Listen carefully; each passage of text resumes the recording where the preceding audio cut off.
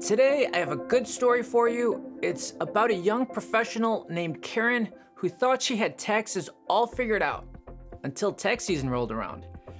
Her mistakes were a bit costly, but they're also incredibly common. So Karen was doing well, she was living her best life. She had just landed her first job out of college and even started a side hustle as a freelance graphic designer. With her new income stream, she felt pretty good, but then tax season arrived and Karen realized, well, that she wasn't as prepared as she thought she was. Stick around to find out what she did wrong and how you can avoid making the same mistakes.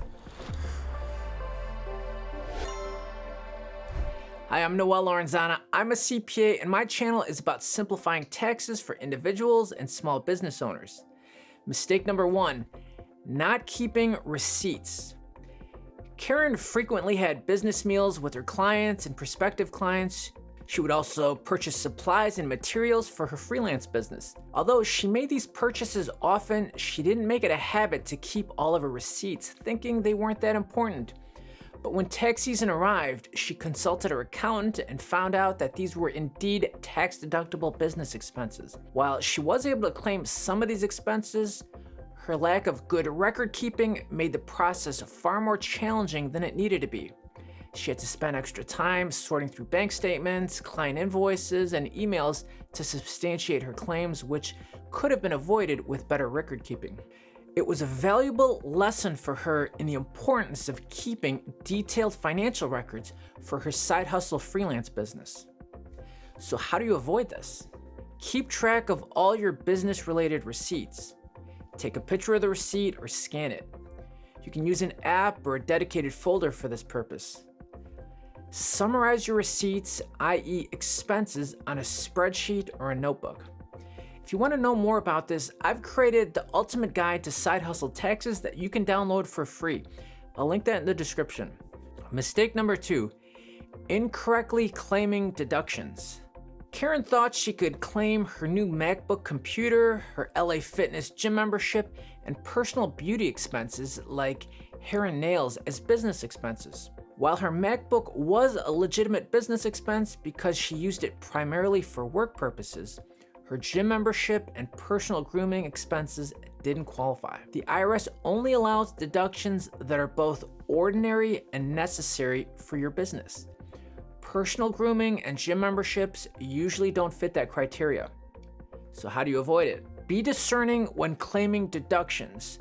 While some expenses like a work computer are generally acceptable, others like gym memberships and personal grooming are usually not considered ordinary and necessary.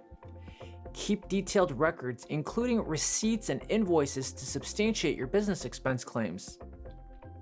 If you're unsure about what qualifies as a legitimate business expense, consult a tax professional for advice tailored to your specific situation.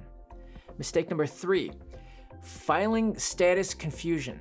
Karen recently got married, but when tax season rolled around, she decided to file as single because she thought it would be simpler. This was a mistake. Once you're married, single is no longer a valid filing status option. Your options are generally either married filing jointly or married filing separately. By incorrectly filing as single, Karen caused her husband to have problems with his own tax return, since when he filed his return, he properly filed as married filing separately. He later received a letter from the IRS for clarification. They also missed out on the potential advantages that come with the correct marital filing status, such as a higher standard deduction and eligibility for certain tax credits. So how can you avoid this? Familiarize yourself with the different filing statuses and their implications. If you're married, your options are generally married filing jointly or married filing separately. It's important to communicate with your spouse. Weigh the pros and cons of filing jointly versus separately. While filing jointly often results in a lower overall tax liability, it may not be the best choice for everyone. Many tax software programs allow you to easily compare the outcomes of different filing statuses. Use this feature to make an informed decision. Mistake number 4, not reporting all of your income. Karen did work as a freelance graphic designer in addition to her full-time job. While she did report most of her freelance income, she made a critical mistake. Her self-reported income was less than the income that was reported to her via 1099 she received from payment settlement entities like PayPal. This discrepancy caught the attention of the IRS with what is called an underreporting notice. As a result, Karen faced penalties and had to amend her own tax return to accurately reflect all of her income sources. So how do you avoid this? Always report all of your income, whether it's from your full-time job, freelance work, or any other sources.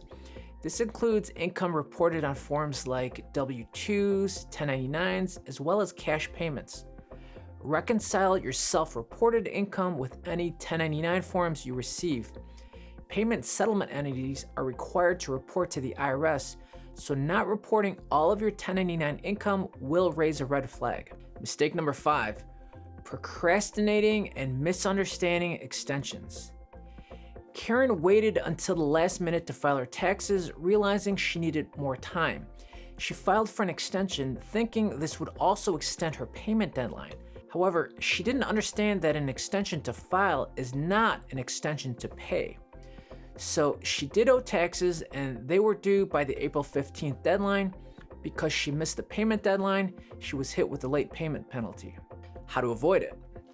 Start preparing your tax documents well in advance of the deadline. This gives you enough time, especially if you have complex situations like multiple streams of income or a side business. If you do file for an extension, remember that it's only an extension to file your tax return, not an extension to pay any taxes owed. Be sure to estimate and pay any taxes owed by the initial April 15th deadline to avoid late payment penalties. Use tax software or consult a tax professional to ensure you're accurately estimating any taxes owed, especially if you have multiple sources of income or deductions that might complicate your tax situation.